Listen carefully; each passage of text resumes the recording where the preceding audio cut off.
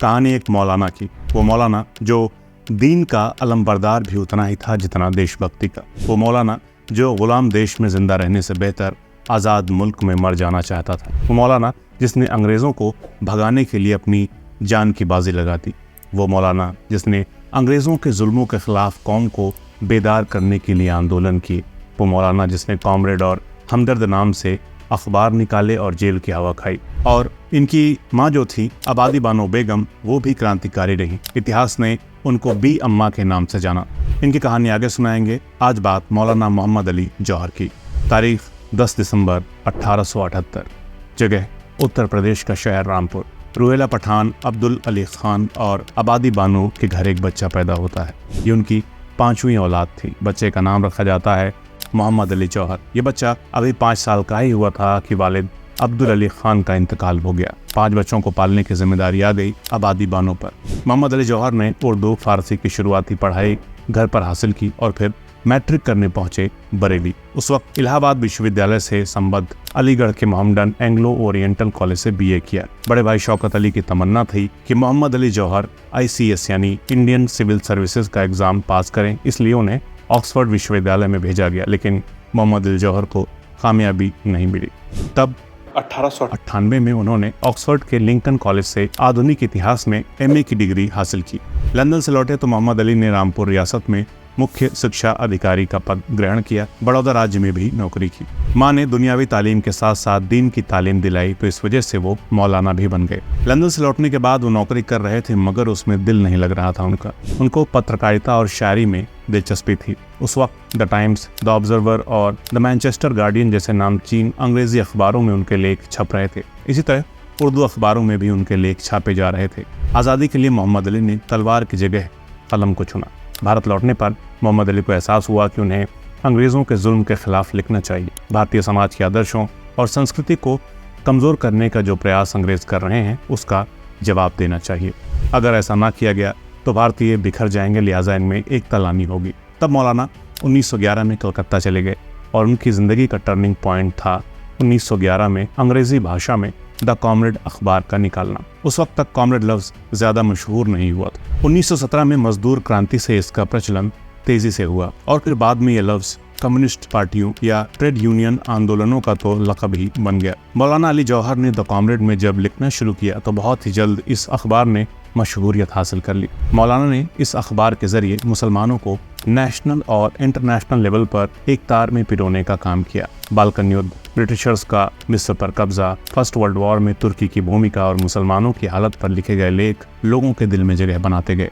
तुर्की के खिलाफ ब्रिटिश कैसे दुश्मनी निभा रहे हैं, इस बारे में लिखा तो देश में मुसलमानों में द कॉमरेड ने जगह बना ली। 1914 में द चॉइस ऑफ द तुर्क नाम से जब लेख अखबार में छपा तो क्रांति हो गई। इसमें उन्होंने अंग्रेज़ों के जुल्म को बयां किया था, तुर्कों और ब्रिटिश को लेकर नज़रिया पेश किया था। लिहाजा नतीजा ये हुआ कि ब्रिटिश भारत सरकार ने मुस्लिमों को ब्रिटिश हुकूमत के खिलाफ भड़काने के लिए मौलाना को गिरफ्तार करा दिया। 26 सितंबर 1914 को द कॉमरेड पर रोक लगा दी गई। सारी प्रतियां जब्त कर ली गईं, लेकिन 1913 में मौलाना अपना दूसरा अखबार हमदर्द निकाल चुके थे। ये उर्दू में छपता था, जो मुसलमानों को देशभक्ति के लिए जगाने का काम कर रहा था। मगर इस अखबार के लिए भी मौलाना को जेल जाना पड़ा।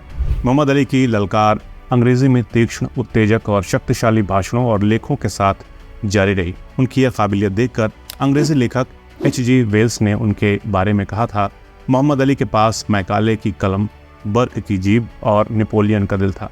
1924 में दोबारा से द कॉमरेड निकलना शुरू हुआ, लेकिन फिर 1926 में बंद कर दिया गया। इस पत्रकारिता के दूसरी तरफ मौलाना अपना राजनीतिक सफर मुस्लिम लीग के साथ शुरू कर चुके थे। 1906 में वो मुस्लिम लीग के सदस्य बन चुके थे।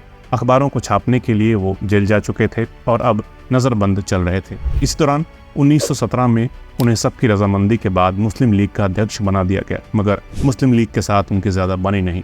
लिहाजा 1919 में वो कांग्रेस में शामिल हो गए। इसी दौरान भारत में खिलाफत आंदोलन की शुरुआत हो चुकी थी। इस आंदोलन के जरिए ब्रिटिशर्स को तुर्की से आज़ादी को ख़त्म करने वाला और उनके साम्राज्य को छीनने वाला बताया गया और ऐलान किया गया कि ब्रिटिश के खिलाफ हम आवाज़ बुलंद करें, इसके लिए सभी उपाधियों तक का त्याग कर दें, करों का भुगतान करने से इनकार कर दें। लिहाजा ब्रिटिश सरकार का सहयोग करना हराम करार दे दिया गया। यहीं से असहयोग आंदोलन की शुरुआत भी मानी जाती है। महात्मा गांधी ने खिलाफत आंदोलन करने वालों का साथ देकर पूर्ण स्वराज के लिए असहयोग आंदोलन की नींव रख दी और इन आंदोलनों से अंग्रेजों के खिलाफ पूरा माहौल बन गया।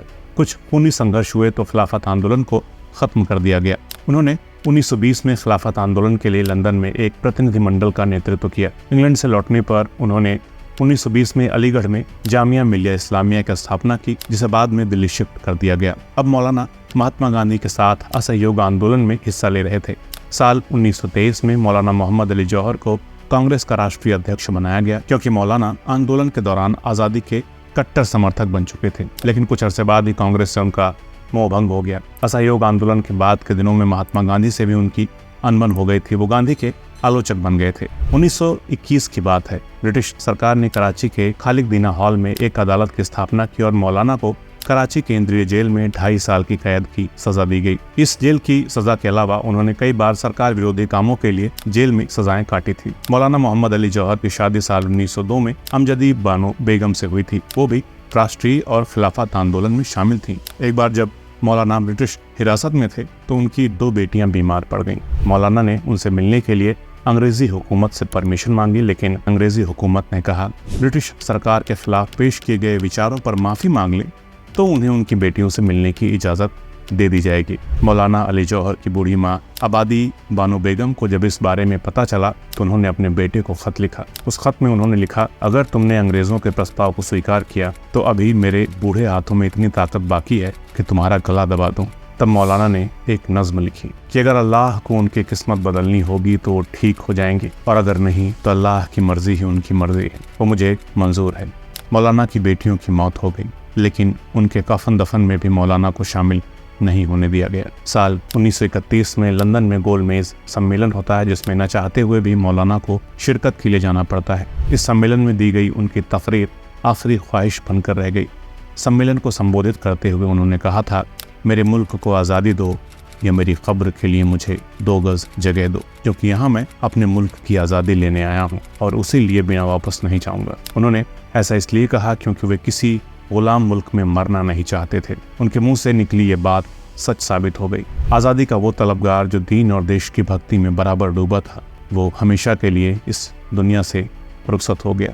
मौलाना मोहम्मद अली जौहर कहते थे, जहाँ तक खुदा के अहकाम का ताल्लुक है तो मैं पहले मुसलमान हूँ, बाद में मुसलमान हूँ, आखिर में मुसलमान हूँ, लेकिन जब हिंदुस्तान की आज़ादी का मसला आता है तो मैं पहले हिंदुस्तानी हूँ, बाद में हिंदुस्तानी हूँ, आखिर में हिंदुस्तानी हूँ। लंदन में ही 4 जनवरी 1931 को उनका इंतकाल हो गया। तब उन्हें यरूशलेम की मस्जिद अल अक्सा के कब्रिस्तान में दफनाया गया। इस्लाम में मक्का और मदीना के बाद ये मस्जिद सबसे ज़्यादा मुकद्दस मानी जाती है। महात्मा गांधी ने मौलाना मोहम्मद अली जौहर को श्रद्धांजलि देते हुए यंग इंडिया के 19 फरवरी 1931 के अंक में लिखा था, यरवदा जेल से मौलाना शौकत अली के नाम एक समुद्री तार द्वारा मुझे मौलाना मोहम्मद अली के प्रति अपनी श्रद्धांजलि भेंट करने का सुअवसर प्राप्त हुआ था, किंतु आज जब मैं यंग इंडिया का संपादन शुरू कर रहा हूं तो सार्वजनिक रूप से ये कहे बिना नहीं रह सकता कि मौलाना मोहम्मद अली के रूप में मैंने एक ऐसे व्यक्ति को खोया है जिनको मैं अपना भाई और मित्र कहता था, और राष्ट्र ने एक निडर देशभक्त खोया है। हमारे विचारों में अंतर रहा, किंतु जो प्यार मतभेदों को सहन नहीं कर सकता वो खोखला होता है। मौलाना कमाल के शायर थे। उन्होंने कहा था, दौरे हयात आएगा कातिल तेरी क़ज़ा के बाद, है इब्तिदा मेरी तेरी इंतहा के बाद। बेशक ये एक माँ की तरबियत का ही असर था जो मौलाना मोहम्मद अली जौहर ने दीन और देशभक्ति की डोर मजबूती से थामे रखी। और आखिर में उनके एक शेर के साथ आपसे विदा लेता हूँ कि जीते जी तो कुछ ना दिखलाया, मगर मर के जौहर आपके जौहर खुले। दोस्तों, इस वीडियो में इतना ही। इस सीरीज़ की और भी कहानियाँ हैं जो इस प्लेलिस्ट में आप लोग देख सकते हैं। मिलते हैं अगले वीडियो में एक नई कहानी के साथ। अगर अभी तक आपने इस चैनल को सब्सक्राइब नहीं किया है तो प्लीज़ कर लीजिए। अगर आप मुझे सपोर्ट करना चाहते हैं तो इस चैनल को ज्वाइन भी कर सकते हैं। सिर्फ 29 रुपये महीना देकर आप मुझे सपोर्ट कर सकते हैं। तो मिलते हैं अगले वीडियो में। नमस्कार।